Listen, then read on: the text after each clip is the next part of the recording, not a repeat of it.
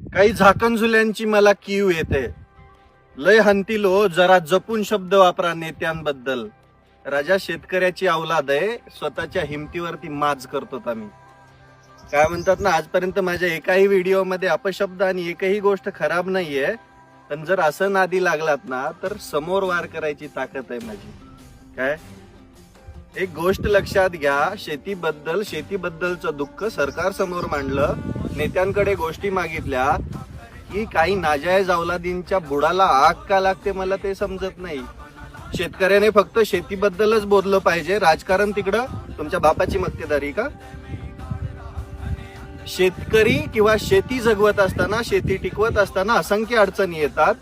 त्या अडचणीला मायबाप म्हणून आम्ही सरकारकडे बघतो. तुमच्या बुडाला का आग लागते? तुमच्या खिशातनं द्यायचंय का?